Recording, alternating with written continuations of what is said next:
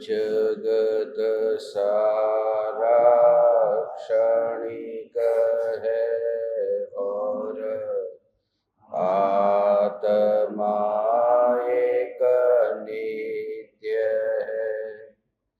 आत्मा का अनुभव बस एकमात्र नित्य है।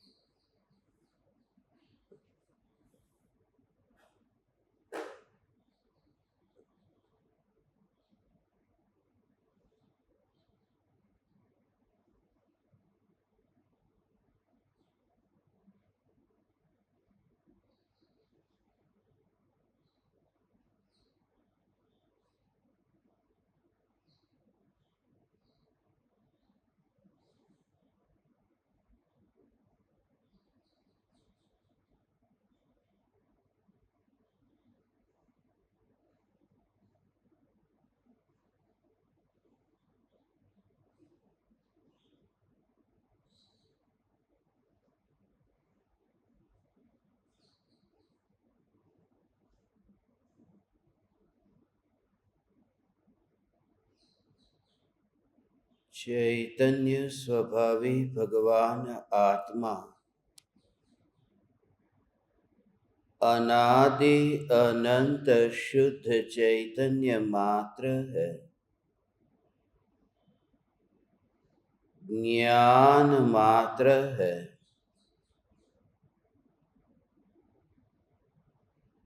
मैं शुद्ध चैतन्य मात्र,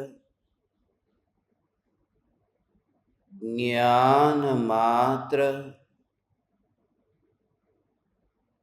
भगवान आत्मा हूँ। प्रति समय यह जागृति बनी रहे, इस जागृति का नाम धर्म है।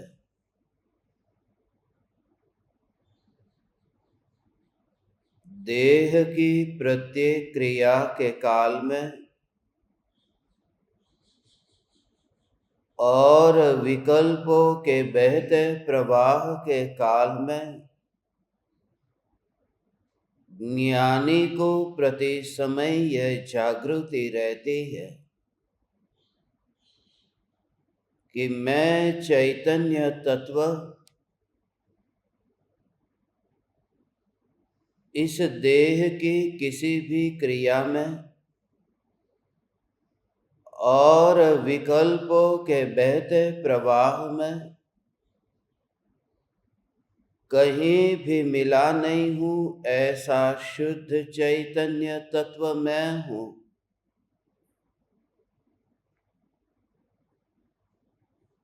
प्रति समय स्वयं की शुद्ध चैतन्य सत्ता का बोध आत्म जागृति ही धर्म है।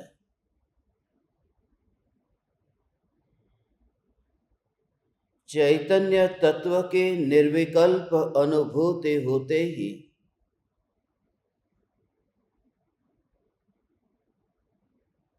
चैतन्य सत्ता के अतिरिक्त सारा जगत सुना सुना लगता है।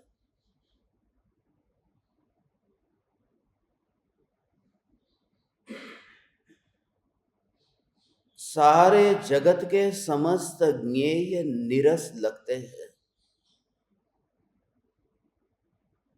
यह प्रतीति होती है कि उन ज्ञेयों में रस नहीं है जो रस मुझे अनुभव में आ रहा है।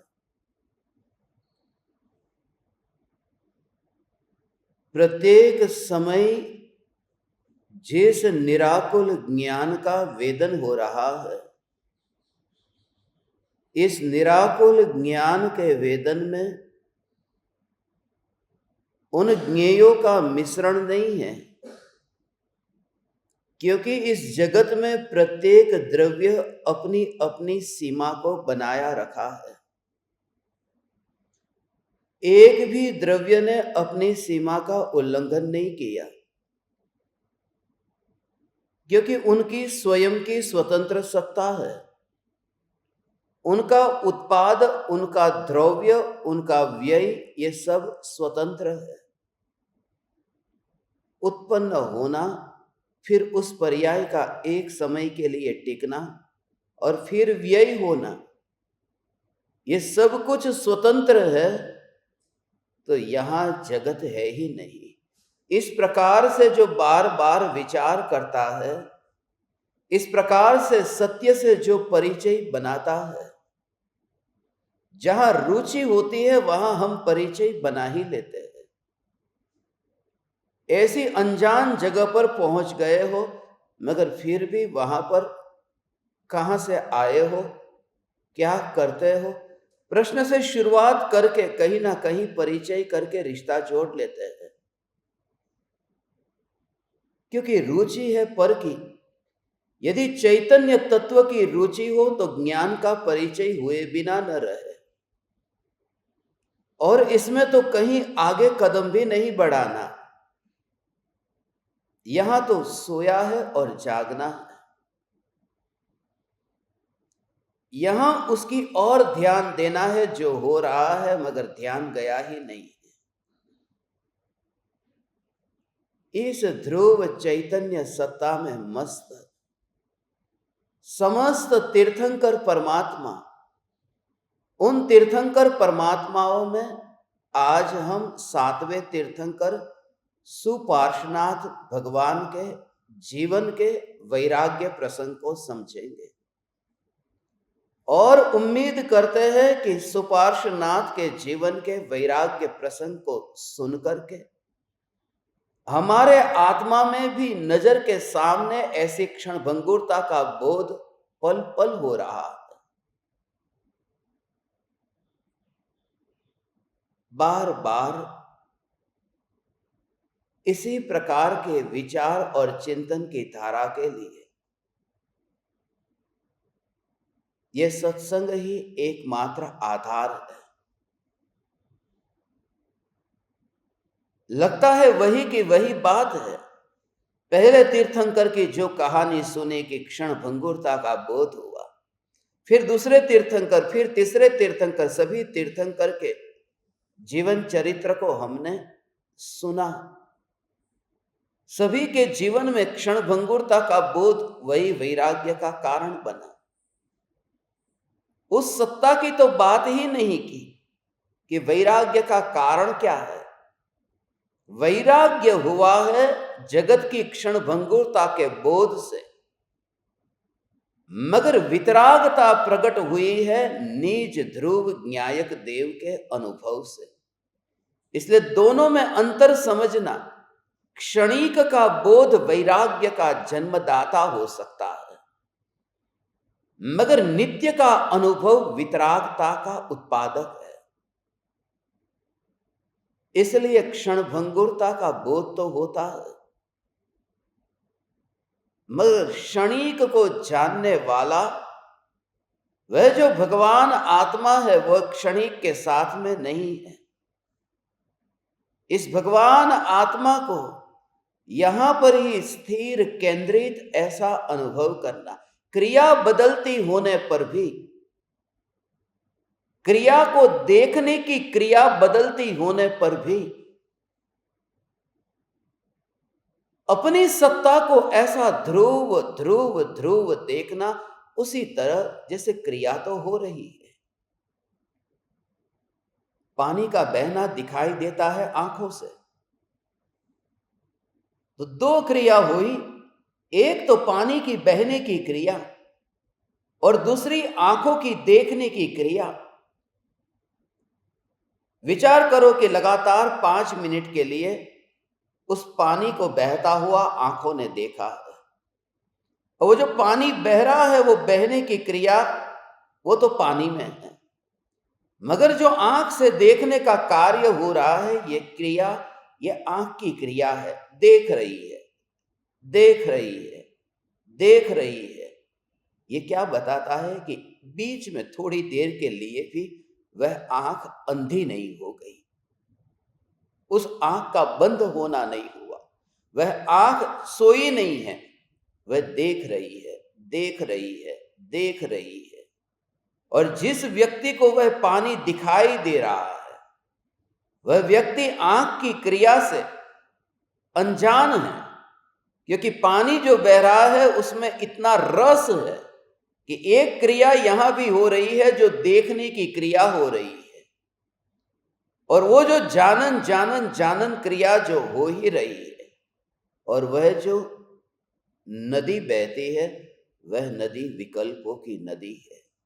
इसलिए आज तुम ये बहते हुए प्रवाह में स्वभाव के भेद से अपने प्रवाह को अलग रूप में अनुभव करो कि ज्ञान जो मात्र जानता है, वह जानना यहां पर रह करके ही परिणमित हो रहा है।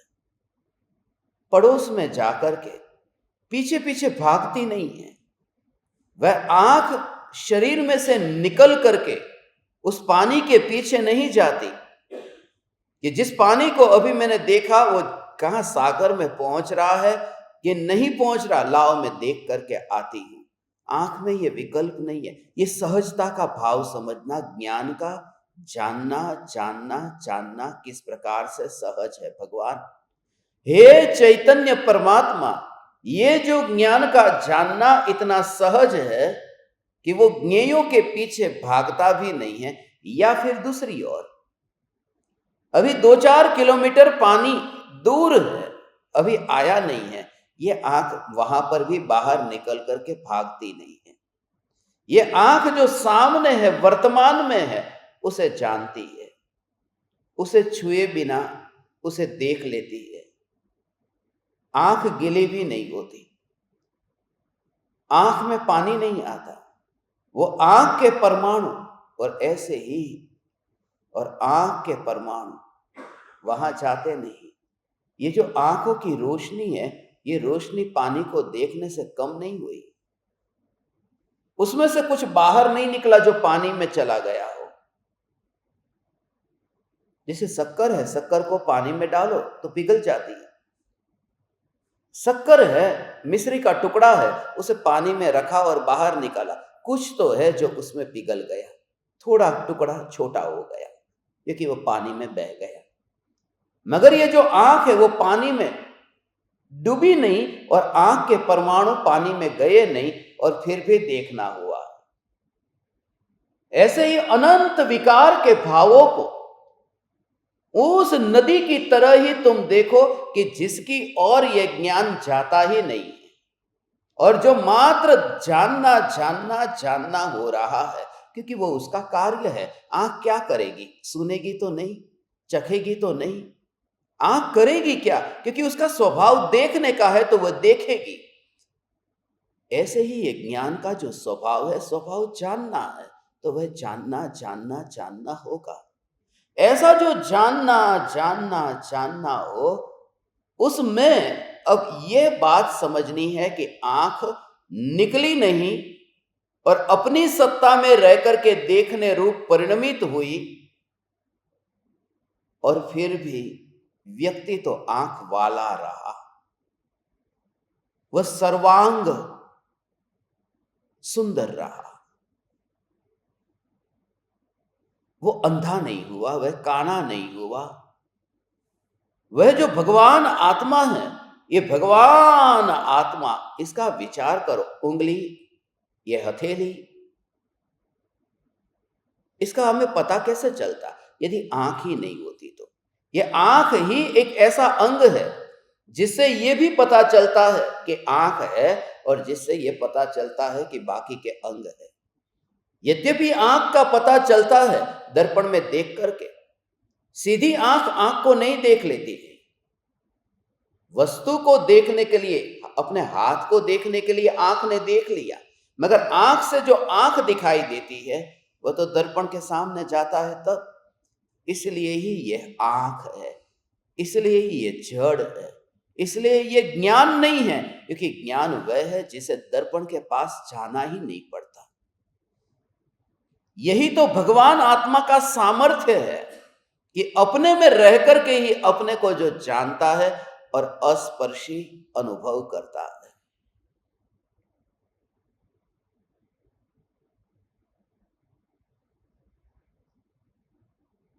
उतने दूर चले जाना जहां से वापस लौटने का रास्ता न दिखाई दे। संत वही है, वह वहां पहुंच गया है जहां से वापस लौटने के लिए उनके पास में अब रास्ता ही नहीं है, दिखाई नहीं देता। दिखना तो चाहिए न। कोई व्यक्ति जंगल में जैसे चला जाए और जंगल में जाकर के वहां पर पता नहीं है अब मैं कहां जाऊं, यहां से कहां जाऊं। पीछे जहां से वह आया है वहां तो कुछ भी दिखाई नहीं दे रहा, अब क्या करूं।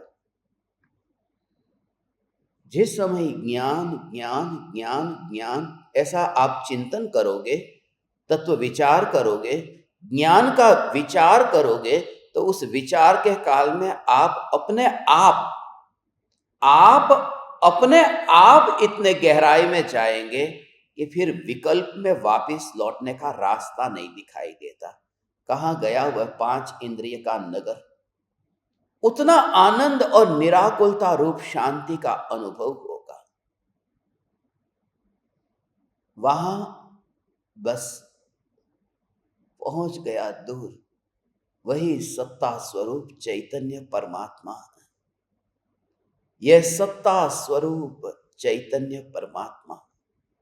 आज हम सुपार्श्वनाथ के जीवन के बारे में जानेंगे कि पूर्व भव में वे भी विदेह क्षेत्र में थे।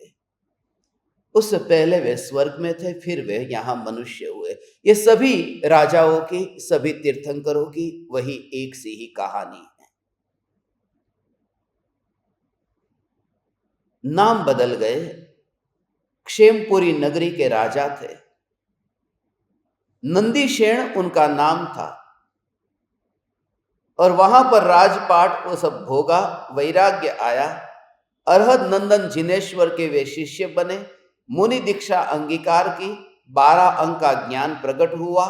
मध्यम ग्रैवेक में वे अहमिंद्र हुए और वहां पर उनका आयुष्य 27 सागरोपम वर्ष का था। 27,000 बरस में वे एक बार उन्हें भूख का विकल्प आता था। ऐसा है कि जितना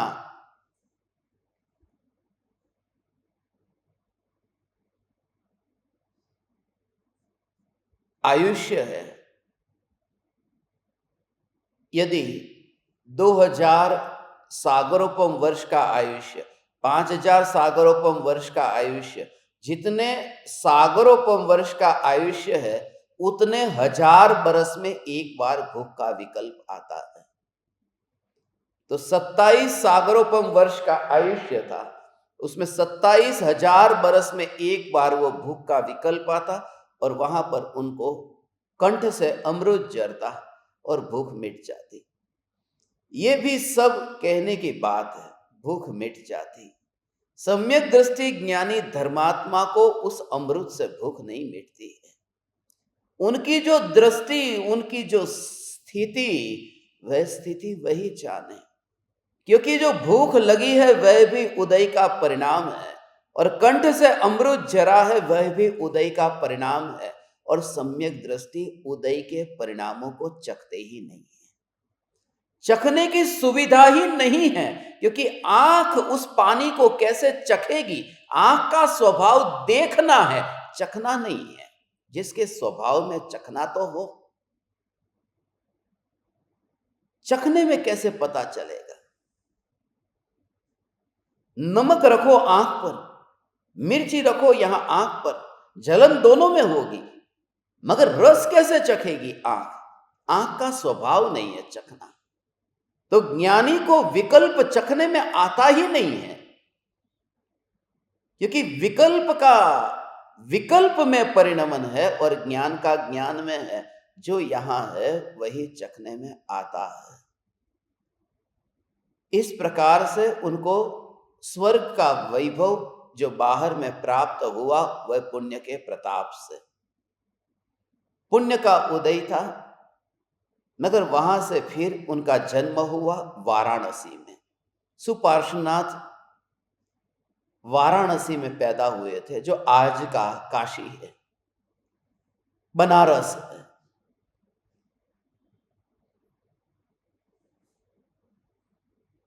पुराना तीर्थ है, जैसे मक्का है मुस्लिम के लिए, जेरूसलेम है ईसाइयों के लिए, ऐसे ही हिंदुओं के लिए ये काशी है, जैनियों के लिए सम्मित शिखर है। ये जो वाराणसी में, बनारस में आज जितने भी हिंदू के मंदिर है वे पूर्व में अपने ही थे, जैनों के मंदिर थे। इसलिए वो भूमि बहुत पावन भूमि है। वहां तीर्थंकर सुपार्श्वनाथ का बहुत गहरा कनेक्शन है। ये मैंने आगम में पढ़ा है। मगर अब मैं आप परमात्माओं को कहता हूं कि तीर्थ पर जाकर के वहां पर इतनी शांति मिलती है, मगर वह शांति भी तुम्हें तब मिलेगी जब तुम्हें सत्ता का जोर होगा, चैतन्य का जोर होगा। इसलिए क्योंकि जो पवित्र तीर्थ, घर परिवार में विवाद होता हो, भाई भाई में विवाद होता हो, बाप बेटे में विवाद होता हो, तो तीर्थ की यात्रा करनी चाहिए, भाव सुधर जाते हैं। मगर जिस तीर्थ की यात्रा के लिए मैं जाता हूं, उस तीर्थ की यात्रा में तो गिरनार जाता हूं तो जैन और दत्तात्रेय वाले वो एक दूसरे के साथ में लड़ रहे, झगड़ रहे, जो दिन रात उधर ही रहते हैं। तब विचार आता है कि तीर्थ कषायों को शांत कहां करता है। वाराणसी में जाओ तो वहां पर भी लड़ाई झगड़ा है तीर्थों के नाम पर। सम्मित शिखर जाओ तो वहां पर भी झगड़ा है श्वेतांबर दिगंबर के नाम पर। मैं जहां तीर्थों में जाता हूं वहां तो लड़ाई झगड़ा है। इसलिए एक ही तीर्थ है, स्वरूप के जोर से सत्पुरुष की शरण में बैठ जाना, और कुछ भी नहीं। वो सत्पुरुष कोई व्यक्ति न हो, व्यक्ति विशेष का जोर भी नहीं है, कोई भी हो, मगर स्वरूप के जोर से उनका शरण, उनका चरण वह तो बहाना है। असल में तो एक है कि बस उनकी उपस्थिति में, जीवंत पुरुष की उपस्थिति में, उस बहाने में रह करके तुम अपना निर्णय करके अनुभव कर सको। सत्य यह है कि चैतन्य के अतिरिक्त इस जगत में कोई तीर्थ नहीं है। इसलिए तीर्थंकर भी, तीर्थंकर जो तिराते हैं, आदिनाथ भगवान तीर्थंकर थे, तो फिर मारीची को क्यों नहीं तिराया? अपने घर का ही आदमी था, मारीची को क्यों नहीं तिराया? और तीर्थंकर नाम मिल गया है। इसलिए बात सिर्फ इतनी है, सब व्यवहार है, सब व्यवहार है, और हे चैतन्य परमात्मा पहुंचना वहां है। मैं बोल रहा हूं, मगर तुम उस भाव को समझना। व्यवहार उस स्वरूप में जैसे जैसे तुम अंतर्मुख होते जाते हो, तब अंतर की अनुभूति तो यही कहती है ये सब झूठा खेल है।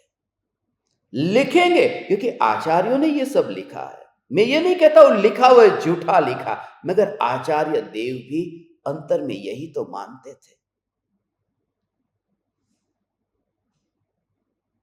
सुपार्श्वनाथ, आज मुझे वह भी बताना है। अचानक याद आया, कल किसी से बात हो रही थी, उन्होंने कहा था कि 24 के 24 तीर्थंकर के कोई चिन्ह होते हैं। बड़द, हाथी ने, घोड़लो, सबको याद है? किस किस को याद है 24 तीर्थंकर के चिन्ह? याद है सबके सब? बहुत अच्छा। तो बड़द, हाथी, घोड़ा, फिर बंदर, चका, चकवा, पद्म, फिर साथिया। 7 रखो, आज व्याज भी रखो थोड़े, फिर बाद में लेंगे। तो थोड़े थोड़े लो। ये आज साथिया आने वाला था, इसलिए किसी ने कहा कि ये जो साथिया हम करते हैं, सुपार्श्वनाथ का साथिया है, ये मंगल प्रतीक है। कुछ भी अच्छा काम करने से पहले साथिया करना चाहिए। और आप YouTube के ऊपर, गूगल के ऊपर यदि रिसर्च करेंगे तो उससे होने वाले लाभ बहुत बताएंगे। परिवार में शांति, व्यापार आदि में वृद्धि, सुख में वृद्धि, ये वृद्धि लाल रंग में शुभ। यदि किसी की बुरी नजर लगे तो घर के ऊपर काले रंग का साथिया करो। यदि आपको कोई मंगल कार्य करना है तो लाल रंग का, कुमकुम का, गुलाल का, अलग अलग प्रकार का और साथिया बनाने की शुरुआत करो। तो कहां से करना? ऊपर से, टेढ़ा मेढ़ा, सीधा? मुझे एक ही विचार आ रहा था, बिल गेट्स का। उसको साथिया का कुछ भी नहीं पता और दुनिया का धनपति होके बैठा है। और साथिया परिवार में शांति रहती है। साथिया बनाओ तो परिवार में शांति रहती है। परमात्मा का नाम ओम ओम, पंच परमेष्ठी को नमस्कार करो, इतनी परिवार में शांति रहेगी। अरे जिनको नमस्कार करते हो वो परिवार छोड़ के निकल गए क्योंकि उनको शांति नहीं लगी। जिनको ओम में, पंच परमेष्ठी को नमस्कार करते हैं, वो कहते हैं नहीं मिली है शांति, वहां अशांति ही थी। मगर कौन सोचता है, अंधाधुंधी इस कलिकाल में ऐसे चल रही है। और ऐसे इस कलयुग में भगवान हमें ये सत्य का मार्ग मिला, स्वरूप और चैतन्य चैतन्य चैतन्य, ऐसा जो जोर।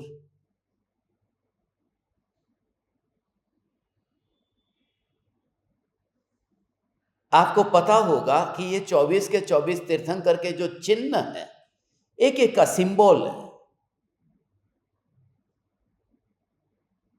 वो क्या है, कौन जानता है? बोलो ना। उसका कारण क्या है? ऋषभदेव भगवान का चिन्ह बैल है, अजितनाथ भगवान का चिन्ह हाथी है, संभवनाथ भगवान का चिन्ह घोड़ा है। उसका कारण क्या है? हाँ, मगर वो क्यों होता है? अंगूठे के ऊपर चिन्ह होता है। वो जो दाहिना अंगूठा है, जमणो पगनो अंगूठो होय, दाहिना अंगूठा, वह जो चिन्ह है। ओ हो, बूढ़ापा आ गया पता नहीं है अब तक, और पूरी जिंदगी हमारी ऐसी पूरी हो जाती है।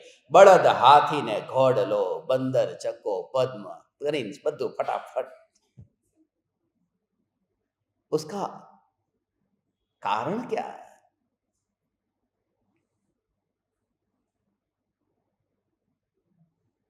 कि पूर्व भव का, उनका उस चिन्ह के साथ में कोई कनेक्शन था।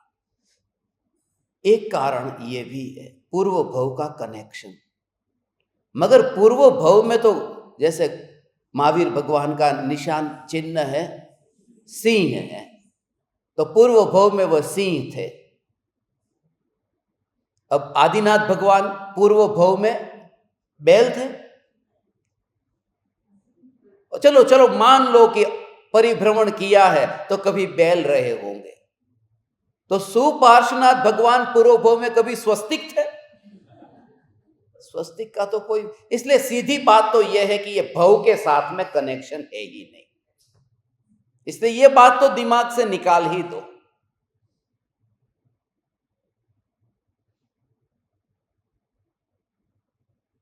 पूर्व भव में ये चिन्ह है।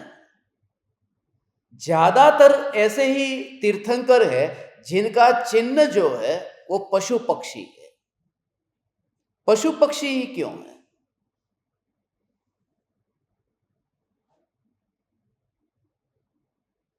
दूसरे कोई नहीं, पशु, बड़द पशु, हाथी पशु, घोड़ो पशु, माछली, चकवा पशु। ये पशु पक्षी जो है ये प्रतीक है। ये एक एक चिन्ह है, वो प्रतीक है उसकी विशेषता के हिसाब से कि उस तीर्थंकर परमात्मा का उस चिन्ह के साथ में उस आत्मा में पूर्व भव के किस प्रकार के संस्कार थे, किस प्रकार की घटना थी, किस प्रकार का भेद ज्ञान था, उनके अंतर की धारा में ये चिन्ह का कैसा गहरा कनेक्शन है। और स्वस्तिक का भी है सुपार्श्वनाथ भगवान का। स्वस्तिक तो हम ऐसे बनाते हैं, पहले क्या करते, ऐसे क्रॉस करते, क्रॉस किया, फिर यहां से ऊंचा एक निशान है, फिर यहां ऐसा टेढ़ा, फिर यहां से नीची रेखा खींची, और फिर यहां से फिर हमने टेढ़ा निशान, ये स्वस्तिक है। स्वस्तिक का अर्थ क्या है? ये सुपार्श्वनाथ, सुपार्श्वनाथ में शब्द है सु, सु, और स्वस्तिक शब्द जो है वो सु से बना हुआ है, सु, स्वस्तिक। सु अस धातु है, संस्कृत में ऐसा अस धातु, अस्ति, सु अस्ति, और क मतलब है वो उसे कहने वाला, प्ररूपणा करने वाला, निरूपणा करने वाला। सु अस्ति क, समस्त प्रकार से, पूरी तरह से वो वस्तु स्वरूप को जो बताने वाला है, सारी की सारी वस्तुओं की वास्तविक स्थिति को जो प्रकट करने का जिसमें सामर्थ्य है, वह स्वस्तिक है।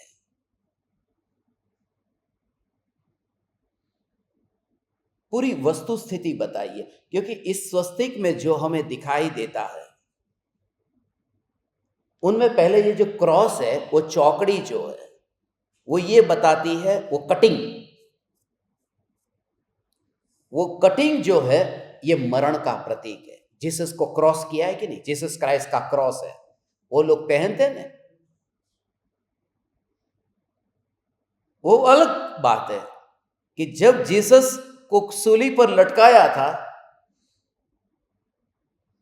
तो वो क्रॉस का वो जो सिंबल बना करके लोग जो ईसाई है वो गले में क्रॉस पहनते हैं।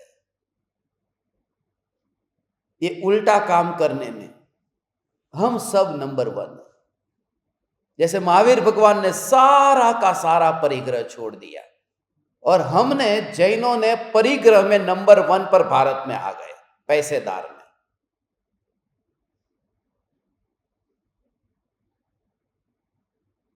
ऐसे ही जीसस ने जो बताया, जीसस का रूप था कि उनका गला सूली के ऊपर था और उनके शिष्य में से उनके बाद में कोई सूली पर नहीं लटका, उन्होंने सूली को गले में लटका दिया। दोनों में कितना अंतर है, गले को सूली पर लटकाना और सूली को गले में पहनना, वो भी डायमंड की, वो भी सोने की चेन के साथ में। वो क्रॉस जो है वो क्रॉस मृत्यु का सूचक है और ये जो स्वस्तिक है वो चारों गतियों को बताता है। चारों गतियों में इस तरह से परिभ्रमण हुआ। ये जो आपको ऐसे बताऊं, ये जो स्वस्तिक है ये एक ऐसा खड़ी लाइन, फिर ये ऐसी, तो ये हो गई चौकड़ी।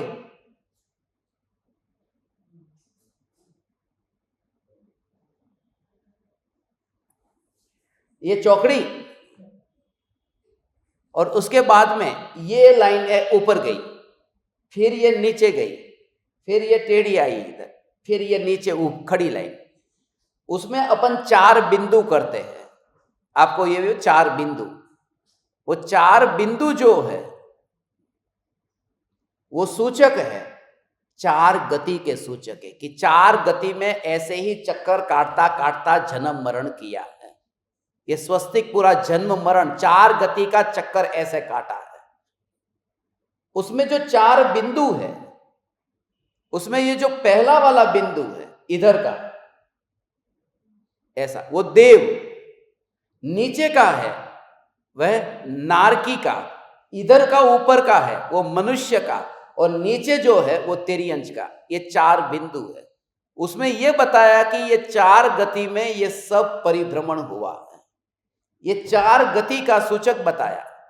मगर उसमें ये जो बिंदु है एक एक एक एक एक एक ऐसे 4 गति में ये जो एक एक बिंदु है उसको कहीं जैसे ये स्वस्तिक में पूरा जोड़ा हुआ है, ऐसे ही ये बिंदु को जोड़ा नहीं है, उसे बिल्कुल सेपरेट रखा है। वो ये बताता है कि इतने बंधन में, चतुर्गति के बंधन में वो जो चैतन्य सत्ता है वो सब गतियों में अस्पर्शी रही है। ये सुअस्ति, सुअस्ति माने सत्ता, उसकी सत्ता जो है वो सत्ता वहां बंधी नहीं थी। उसको सेपरेट करके बिंदु को ऐसा बताया गया है कि ये चारों गतियों में रहता हुआ यह भगवान आत्मा 4 गति के अंदर मरण करता हुआ, जन्म मरण और यहां से वहां ये जाता हुआ होने पर भी उसका जो होना बस अलग से अस्पर्शी रहा है। इसलिए सु अस्ति, अस्ति शब्द स्पष्ट लिखा है। अस्ति का अर्थ सत्ता होता है। ओ वो त्रिकाल ध्रुव चैतन्य सत्ता है। इसका क्या कनेक्शन है कि घर में लक्ष्मी आएगी और गाड़ी मोटर बंगला आएगा, विवाह नहीं होता उसका विवाह हो जाएगा, ये सब ये चारों अवस्था में और उस चैतन्य सत्ता का अस्पर्शी होना, ये जब तुम्हें ऐसे ये अस्पर्शी चैतन्य सत्ता है, ये अस्पर्शी चैतन्य सत्ता। फिर आपने उस स्वस्तिक के ऊपर देखा ना, ये 1 2 3 बिंदु है, वो रत्नत्रयी के स्वस्तिक के ऊपर 3 बिंदु करते, क्योंकि ये जो 4 गति है, ये 4 गति के जन्म मरण में ये चैतन्य सत्ता अस्पर्शी रही है, अलिप्त रही है। उसे यदि कोई देख लेता है तो उसे रत्नत्रय की प्राप्ति होती, वो नीचे नहीं रहता, अब वो सम्यक दर्शन का अधिकारी होता है। वो चौकड़ी माने बंधन में नहीं रहा, अब उसने रत्न को पा लिया। ये नीचे 4 गति, उसके बाद में ऊपर ये 3 रत्नत्रय, उसके ऊपर ये सिद्ध शिला और ये सिद्ध भगवान, उसके ऊपर जो बिंदु करते वो सिद्ध, ऐसे ही ओम के ऊपर भी करते वो सिद्ध शिला और उसके ऊपर बिंदु वह सिद्ध भगवान।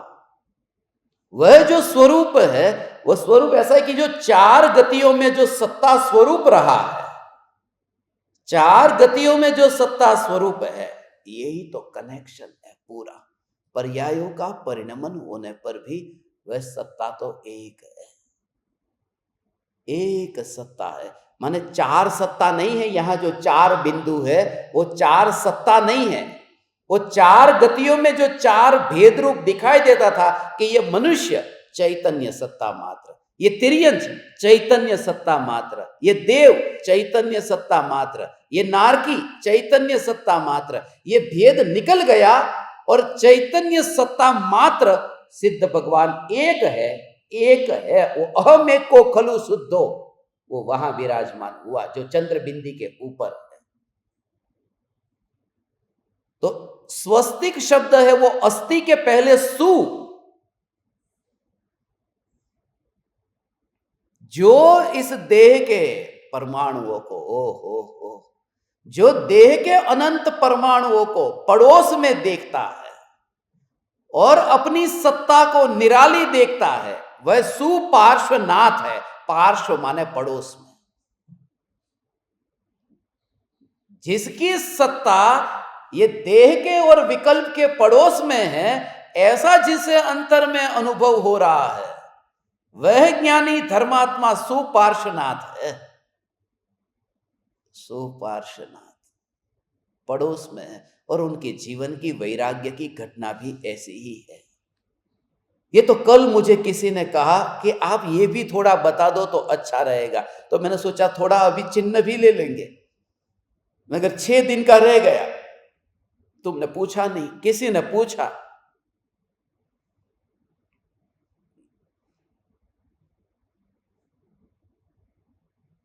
स्वस्तिक।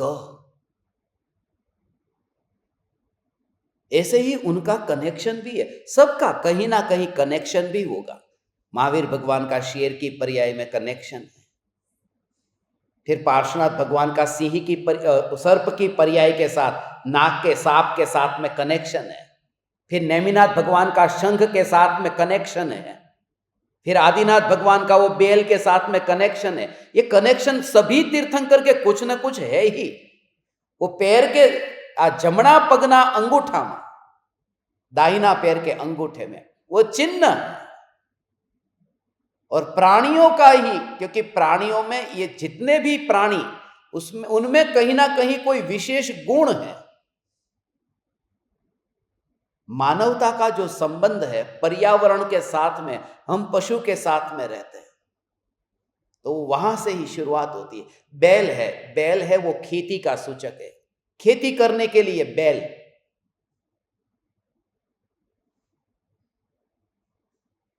और जो असी मसी कृषि, ये जो ऋषभदेव भगवान ने वो जो असी मसी कृषि की जो विद्या ये जो सिखाई, वो जो कृषि खेती, बैल है वो बैल खेती का प्रतीक है। और दूसरा, वहां से ही शुरुआत हुई, क्योंकि किसी भी जीव को वो इंद्रियों पर संयम नहीं था उस समय। तो वहां भोग ही चलता था, भोग भूमि थी ना। उसके बाद में तो ये कर्म भूमि तो बाद में चालू हुई ना। तो वहां तो भोगों की वृत्तियां चल रही थी, प्रवृत्ति चलती थी। चौथे काल से ये शुरुआत हुई, जैसे चौथा काल आया, और किसी को आहार दान की विधि भी कहां पता थी।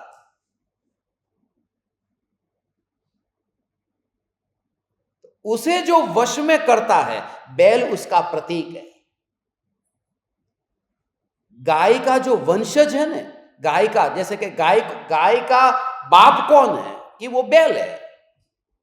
संस्कृत में ये लिखा है एक जगह, गाय का जो पिता है वो बैल है। गाय को कंट्रोल में जो रखता है वह बैल होता है। और पांचों इंद्रियों को गाय कहते हैं संस्कृत में, इंद्रिया माने गाय। और ये इंद्रियों को जिसने कंट्रोल में रखा है वह बैल है। वह बैल ही वह आदिनाथ भगवान है जिन्होंने इंद्रियों को कंट्रोल में रखा, इसलिए उनका चिन्ह, कनेक्शन वो बैल के साथ में जोड़ा। और वो शाकाहारी है और वो शक्तिशाली है, इसलिए बैल की इतनी महिमा है।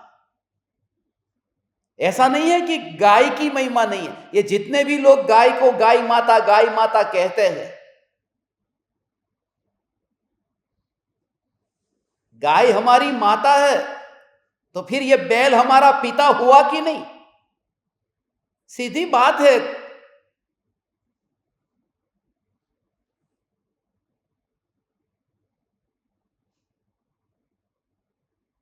गाय माता हमें दूध देती है, भार वहन करने में, वजन ढोने में थकता नहीं है, बहुत मेहनती होता है, बलशाली होता है वो बैल। इसलिए वो बैल का चिन्ह कि पूरे अब चौथे काल के अंदर जो शुरुआत की है जिन्होंने, अब ये बीड़ा जिन्होंने अपने हाथ में लिया है, ये बैल से शुरुआत हुई। बढ़त और शाकाहारी होकर के भी इतना शक्तिशाली, घास पात खाकर के भी इतना बलवान कि वो बोझ को लेकर के पहुंचा देगा। तो ये पंचम काल में, अभी ये जो चौथे काल की शुरुआत हुई, अब शाकाहार वनस्पति खाकर के भी तुम जीवन निर्वाह कर सकते हो, तुम बलशाली रह सकते हो, वो आदिनाथ भगवान के बैल उस बात का प्रतीक है। बढ़द, ऐसे ही फिर हाथी है। अब एक एक का लेने जाऊंगा तो बहुत टाइम हो जाएगा, मगर हाथी भी बुद्धिमान प्राणी है, हाथी भी बलशाली है। हाथी का पैर भी शेर के ऊपर पड़े। जो जंगल का राजा शेर है, हाथी नहीं है। जंगल का राजा जो है वो शेर है, हाथी नहीं। और वो हाथी भी शेर की हड्डी पसली टूट जाए तो वो हाथी भी शाकाहार का प्रतीक है, बल का प्रतीक है, शत्रु पर विजय पाने का प्रतीक है। युद्ध के मैदान में जीतने के लिए युद्ध में हाथी लेकर के जाते हैं ना, कि ऐसे ही जीत हाथी जीतने के लिए लिए जाया जाता है, तो अजितनाथ का चिन्ह हाथी है। जीत, युद्ध में हाथी से जीत होती है और अजीत का चिन्ह भी हाथी है, बलवान है। और आगे घोड़ा, अब लिया है तो ले ही लेते एक एक वाक्य में, क्या यार तुम भी याद रखोगे।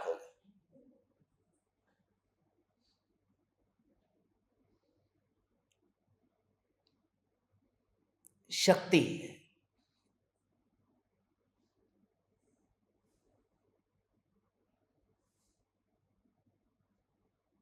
घोड़ा है।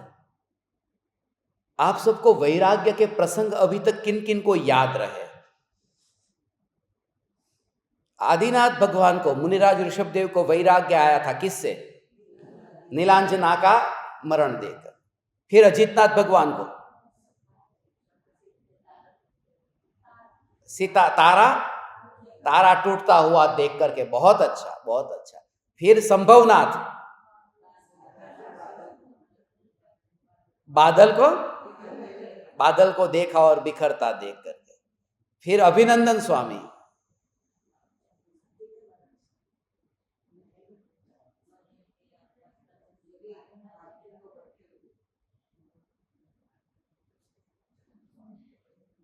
बस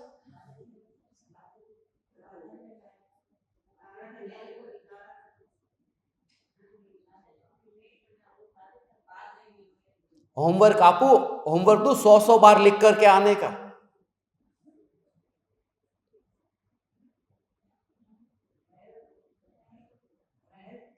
यहां किसी को पता है कि नहीं? आप में से किसको पता है आज 7वां दिन है? 7वां दिन है ना? तो किस किस तीर्थंकर को क्या देख करके वैराग्य आया था? किन किन को याद है? सब क्या कर रहे हैं पता नहीं। ये सब याद रखना इतना जरूरी नहीं है, बस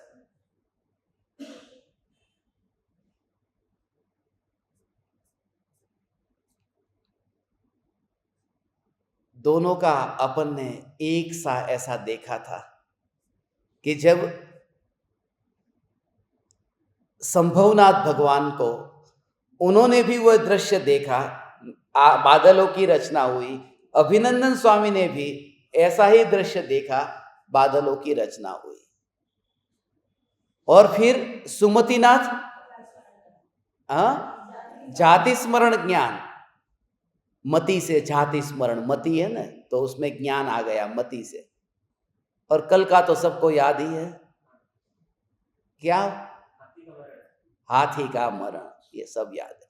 अब रोज पूछूंगा, इसलिए क्या होगा कि 24वें दिन तक पहुंचेंगे ना, तब तक तो अच्छी तरह से बाय हार्ट हो जाएगा। चिन्ह भी पूछूंगा, वैराग्य का कारण पूछूंगा, जन्म की नगरी पूछूंगा, निर्वाण कहां से हुआ वह पूछूंगा। थोड़ा ज्यादा हो गए। जिसको याद रहेगा वो बोलेगा।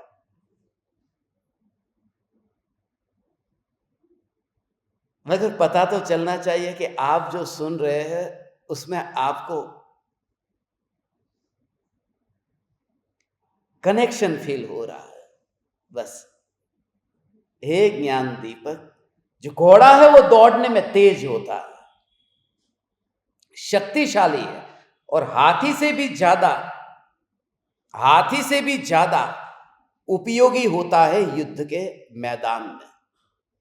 और यही कारण था कि सिकंदर जीत गया। पोरस के बीच में जो हुआ, पोरस ने क्या किया? वो हाथी लेकर युद्ध करने गया था। पोरस हाथी से युद्ध लड़ने गया। युद्ध के मैदान में हाथी की नहीं, घोड़े की जरूरत होती है। ये कि हाथी पागल हो जाए तो उसे कंट्रोल करना मुश्किल हो जाए। वो देखेगा नहीं, ना आओ ना ताओ, कि मैं किसकी पार्टी का हूं। उसको कैसे कंट्रोल में रखेंगे? जिस समय युद्ध के मैदान में हाथी पागल हो जाए तो वो घोड़े के ऊपर तो बैठ करके लगाम भी रह सकती है ना, तो पता है कि ऊपर बैठा है वही मेरा मालिक है। और दूसरी बात कि युद्ध के मैदान में यहां से वहां, बाएं से दाएं, आगे से पीछे घुमाना हो तो हाथी को घूमने में बहुत टाइम लगेगा, घोड़ा तात्कालिक घूम जाएगा।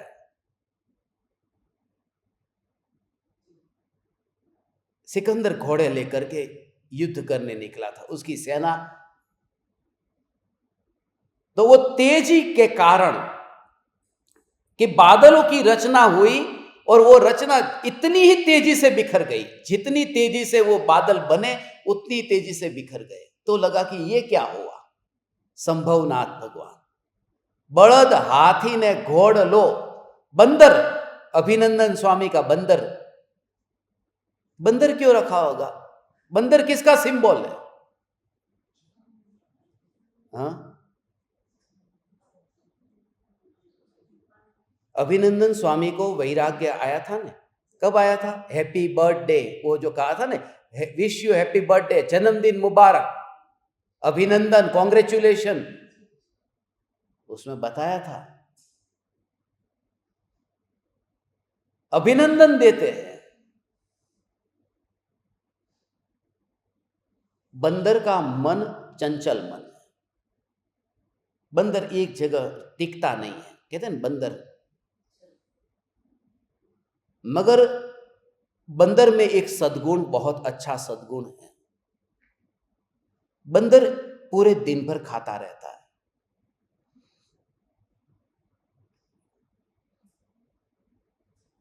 यह सद्गुण है।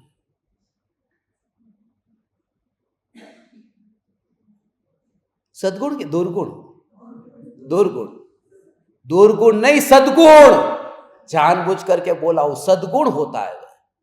मनुष्य इतना दुर्गुण वाला प्राणी है कि वो दिन में 3 बार खाता है,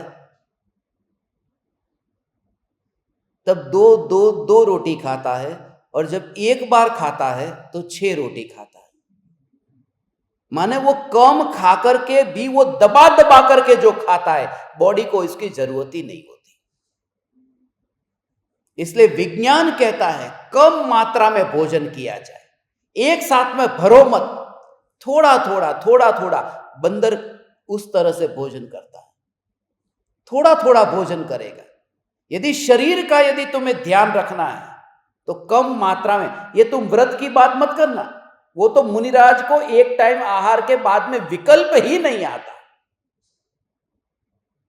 हम जब खाना खाने बैठते हैं, कोई परोसता है कि बस बस बस, नहीं नहीं, क्यों नहीं, लो ना, नहीं नहीं नहीं, पेट भर गया, पेट भर गया है, इच्छा नहीं भरी।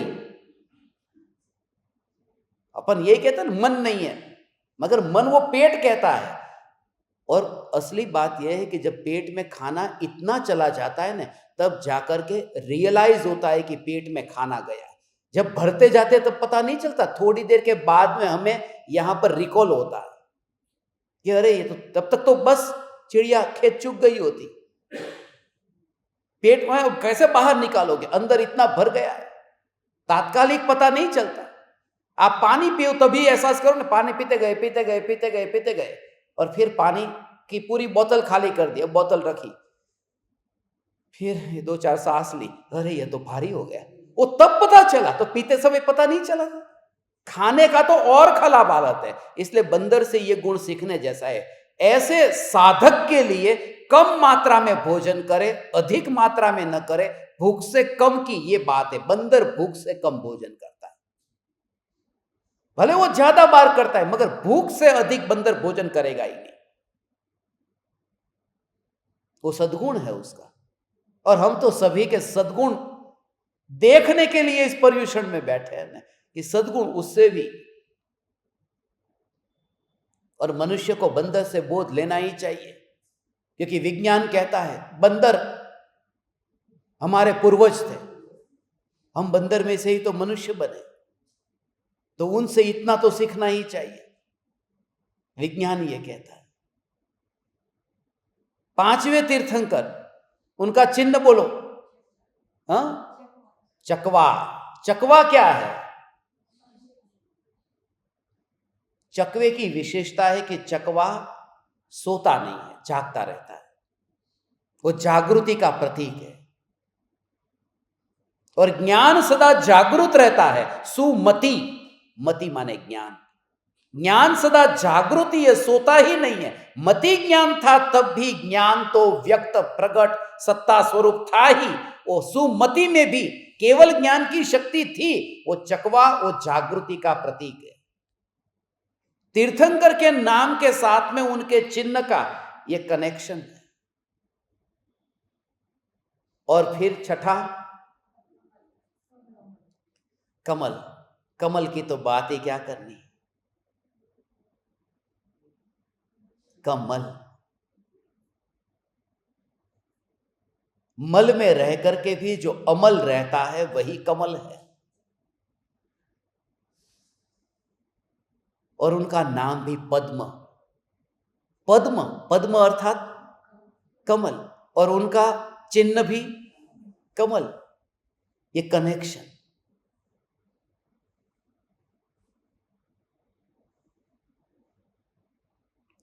वो ये बताता है। कमल,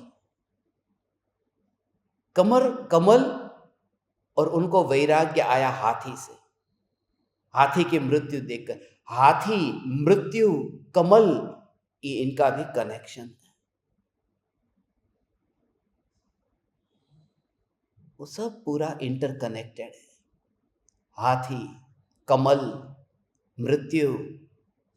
राजा श्रेणी क्या लेकर जा रहे थे? किसके ऊपर बैठ करके जा रहे थे? हाथी पर। मेंढक के मुंह में क्या था? कमल का फूल था।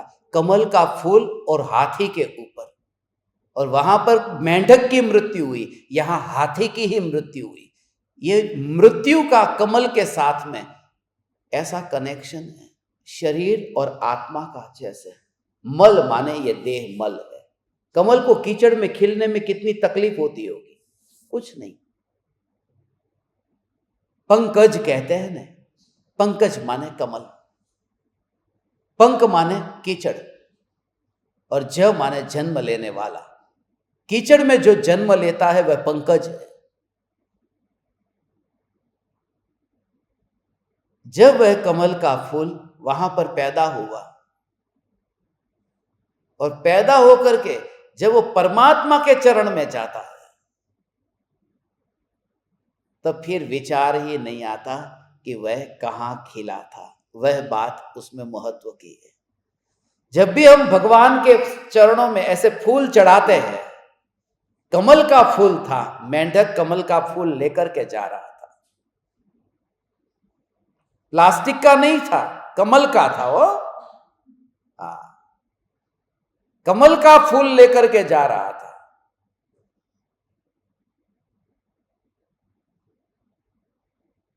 फूल प्रतीक है ना, मगर भगवान के चरण में जो फूल चढ़ता है, फिर वहां वो फूल में वो कीचड़ दिखाई नहीं देता। ऐसे ही जो आत्मा सिद्धशिला पर विराजमान होता है, सिद्धशिला पर विराजमान होता हुआ आत्मा, वहां ये विकल्प नहीं आता कि वो कौन से कचरे वाले देह को छोड़ करके आया है। परमात्मा के पास में जो सिद्ध हुआ, वहां ये नहीं देखा जाता कि वो कहां पर था पहले उनका, क्योंकि सभी तो तीर्थंकर नहीं थे ना, सामान्य केवली थे। कोई ऐसी शरीर में कोई विशेषता नहीं थी।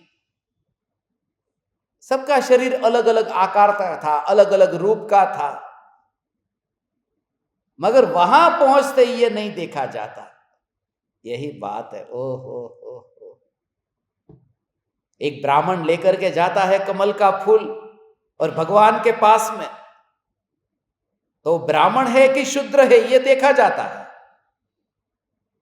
मगर वो कमल कौन से कीचड़ में था वो कीचड़ नहीं देखा जाता। ये मनुष्य की हालत देखो, वो कीचड़ याद नहीं आता जब कमल मंदिर में चला जाता है, मगर वो मनुष्य दिखाई देता है। इसलिए सत्पुरुष की शरण में रह करके ही सत की खोज करना, बस ये सत, यही सत, जिसने सत को जाना, स्वस्ति सत, सत्ता स्वरूप जो है ये भगवान आत्मा, ये अस्पर्शी रहा है और वही संत है। ये संत शब्द जो है वो सत से बना है। जिसने सत्ता को ही अपना अस्तित्व ही मान लिया कि यह चैतन्य सत्ता स्वरूप, बस उस सत से संत शब्द, उस सत्ता के लिए जो मिटने को तैयार, इतना सूक्ष्म भाव है। क्योंकि जो पर्याय है वह पर्याय द्रव्य में लीन हुई, सत में लीन हुई, ऐसी पर्याय का नाम है सती। ओ ये समझने जैसा है। ओ पर्याय सत, सती, सत की पर्याय सती है।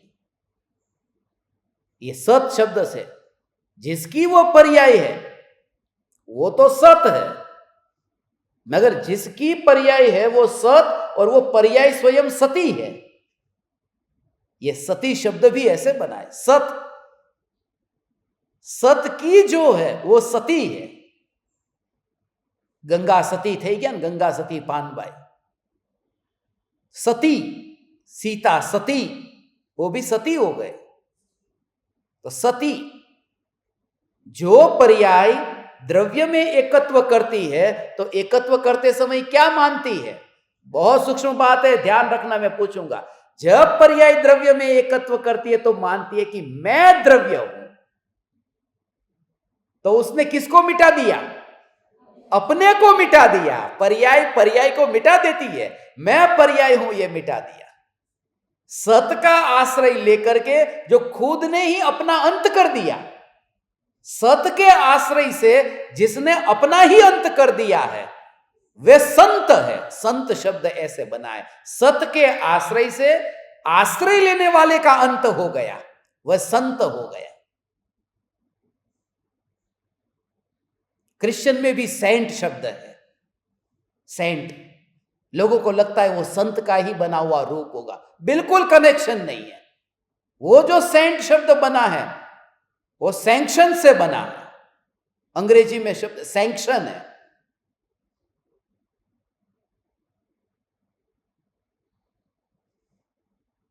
सैंक्शन का अर्थ है सरकारी, जिसको नौकरी में कहीं ऐसे रखा गया हो, जिसको कहीं ना कहीं सर्टिफाइड किया हो, ऑफिशियली सरकारी स्वीकृति दी हो, उसे सैंक्शन कहते हैं। और सैंक्शन में से शब्द बनाई सेंट।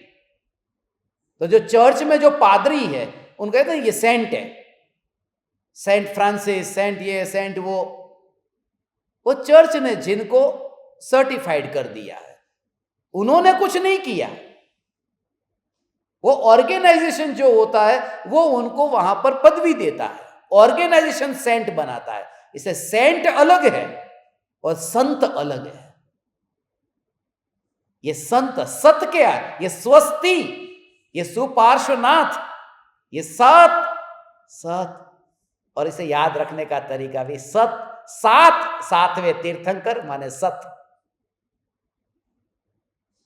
सात को याद रखने के लिए सत। ओहो ओहो, ऐसे ही याद रखना। ये याद रखने का तरीका ऐसे, मैं एक भगवान आत्मा हूं, आदिनाथ वे और मैं अनादिनाथ। तो उससे आदिनाथ याद रख लिया। फिर अजीतनाथ कि दूसरे के सामने जीतना ही नहीं है, वह अजीत, वो दूसरे लोग।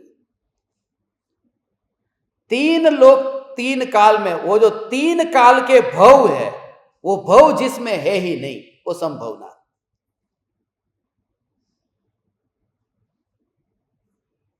चौथे गुण स्थान में प्रवेश पाया, कॉन्ग्रेचुलेशन, अभिनंदन स्वामी। ज्ञान 5 प्रकार के होते हैं। मति श्रुत, मति से शुरुआत, माने पांचवे सुमतिनाथ, और छठे पद्म, पद्म माने फूल, पद्म माने फूल, और एबीसीडी में एफ वो छठा लेटर है फूल का, ABCDEF माने छठा, पद्म माने फूल, फूल माने छठा। मैं ऐसे याद करता था, वो लोग बचपन में ऐसे ही उसी तरह से फिट हो जाता था।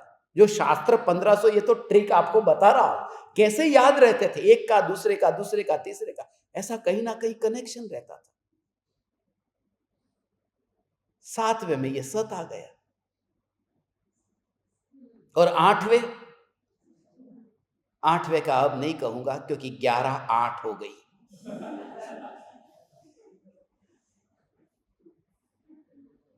अभी इसके न्यूमरोलॉजी के कनेक्शन मैंने बताए नहीं है। पहले तीर्थंकर का नाम, दूसरे तीर्थंकर का नाम, वो जब आप समझेंगे तब उसके अंदर जो कनेक्शन फील होगा, ओहो, एकमात्र चैतन्य तत्व, ओहो।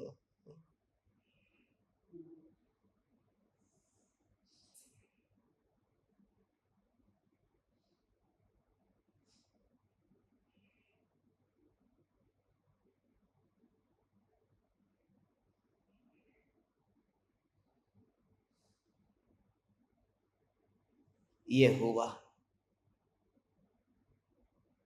अजितनाथ, सुमतिनाथ, पद्म प्रभु, अजितनाथ, संभवनाथ,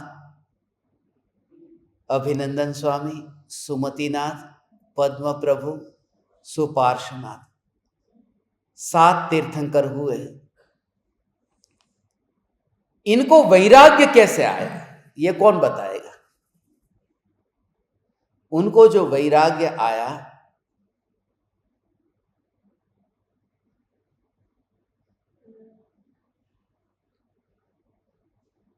सीधी भाषा में आपको कहूं तो झटका लगेगा, मगर लगे तो लगे। सुपार्श्वनाथ बोटिंग करने जाते थे, नदी में बोट लेकर के, नाव में। अब ये ज्ञानी, धर्मात्मा, आत्मज्ञानी, सम्यक दृष्टि पुरुष नाव में जाकर के पानी के अंदर काय को बिना कारण का जाना, मगर वो उनका शौक था। ये सब इसलिए मैंने आज तक अभी आपको ये नहीं बताया, क्योंकि मैं ये कहूंगा तो डर इसलिए लगता है कि कोई ऐसा इसका अर्थ न निकाल ले कि अब बोटिंग करने जाना है, गलत मीनिंग न निकाले। मगर उनको वो रस था, जाते थे। और बोट जब जा रही थी तो पीछे से मगरमच्छ आया, भागता हुआ मगरमच्छ आ रहा था पीछे से। बोट में और भी लोग बैठे थे, उन्होंने देखा कि पीछे से मगरमच्छ आ रहा है, अभी खा जाएगा। सब लोग डर गए थे, मगर सुपार्श्वनाथ डरे नहीं। और थोड़ी देर में मगरमच्छ जो दिख रहा था वो अदृश्य हो गया। उसने अपना मुंह नीचे डाल दिया, और मुंह नीचे डाल करके थोड़ी देर के बाद वो आगे से निकला, पीछे से अंदर चला गया, फिर वो आगे से निकला और सामने से आता हुआ दिखाई दिया मगरमच्छ। वो इतना फास्ट पीछे से दौड़ा था क्योंकि वह जानता था कि तीर्थंकर भगवान का जो जीव है, ऐसे जो भगवान उनके दर्शन पीछे से नहीं करते, आगे से करते हैं। पीछे से पीठ नहीं दिखा, पीठ से नहीं, उनके मुख के दर्शन करते हैं। और वो घूम करके वापिस आया।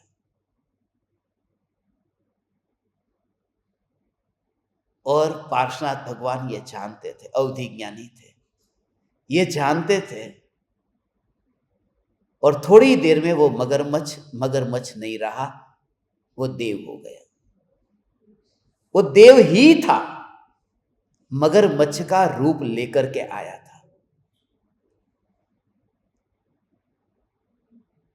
जरा विचार करो, भगवान तीर्थंकर परमात्मा के पास में ऐसे ऐसे जीव, ओ एक क्षण भर में कैसा अहोभाव आया। देव ने दर्शन किया, चले गए। तभी से लोग तो बहुत प्रभावित हो गए थे। ऐसे तीर्थंकर का जीव, मगर भक्तों की भक्ति देख करके भी ये विचार शुरू होता है, इतनी इसकी भक्ति है जो दर्शन करने के लिए, और वो नौका विहार कर रहे हैं। नौका विहार माने बोटिंग, और बोटिंग शब्द बहुत बुरा लगता है, नौका विहार थोड़ा अच्छा लगता है। तीर्थंकर का नौका विहार होता है और हम सबका बोटिंग होता है।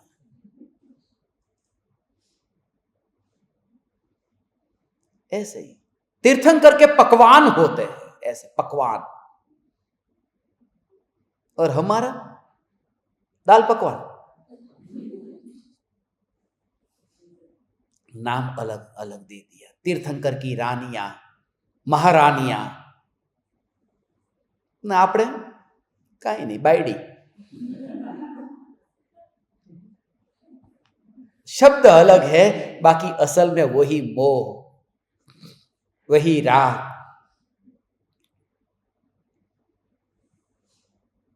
अब वैराग्य से भरा हुआ जिनका चित्त है, सो पार्श्वनाथ, उनको वन में घूमने का भी शौक था।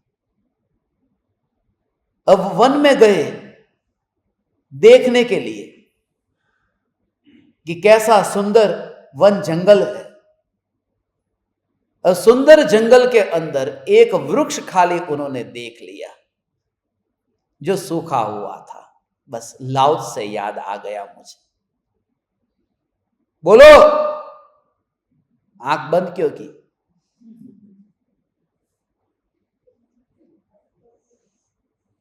लाउड से याद आया। कौन था लाउड से? ऐसा ही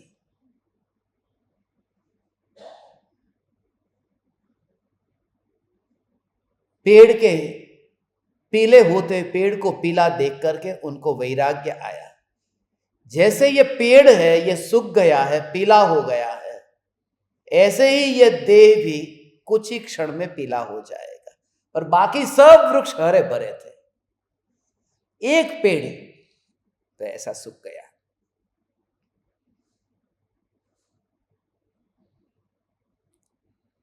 लाओ से तो कहता है, एक पत्ते को खाली, सूखा पत्ता, पूरा पेड़ भी नहीं, मैंने एक पत्ते को देखा कि सूख करके गिर गया। उस समय मुझे सारे पत्ते पीले दिखाई दिए थे। सुपार्श्वनाथ को सारा जंगल पीला दिखाई दिया। वहीं से ही फिर वे वापिस लौट आए। मन भर गया, मन भर गया नहीं, मन मर गया। मन ही मर गया उन्हें देखने का। सब इधर भागना, उधर भागना, इधर भागना, उधर भागना। कहते ने घूमने का बहुत शौक था, नौका विहार का।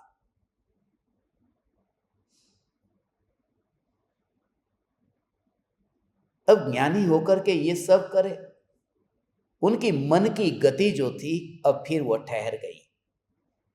इसलिए स्वर्ग के देवों ने जो पालकी लाए, उस पालकी का नाम भी था मनोगति। मन की जो गति है वो गति ठहर गई और वह जंगल में गए। 95 फिर उनके गणधर केवल ज्ञान पाकर के फिर वह 20 लाख पूर्व वर्ष का आयुष्य पूर्ण किया। अब धीरे धीरे आयुष्य घटता जा रहा है।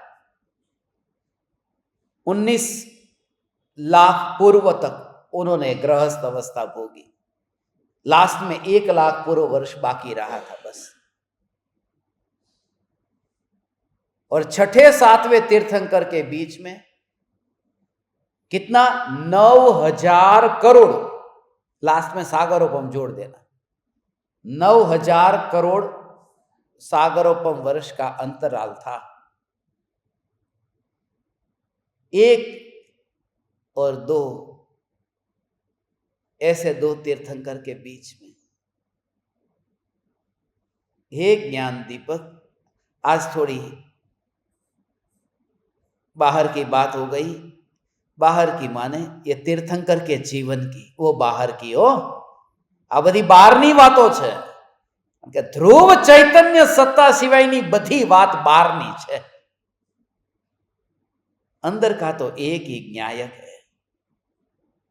ऐसे ज्ञायक की मस्ती आप परमात्माओं को प्रकट हो। आज शाम को बहुत बड़ा राज खुलेगा, मत छोड़ना।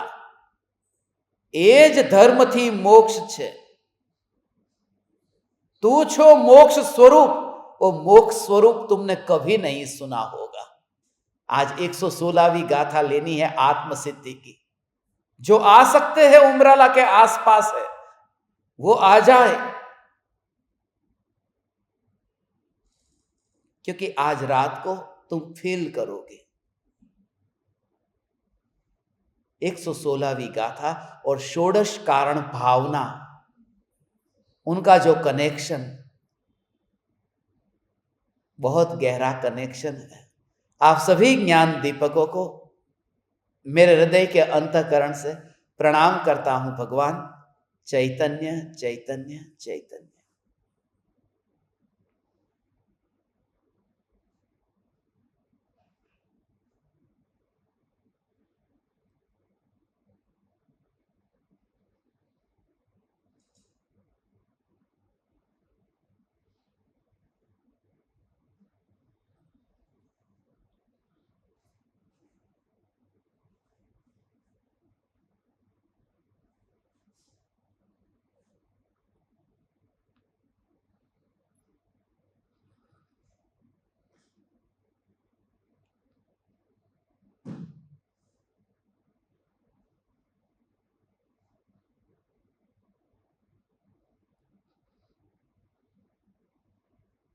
अहो अहो श्री सद्गुरु करुणा सिंधु अपार,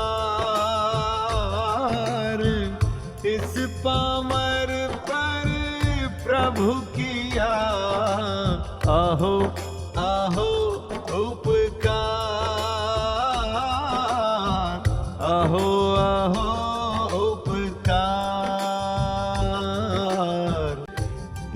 सहित जिनकी दशा वरते देहातीत, उन ज्ञानी के चरण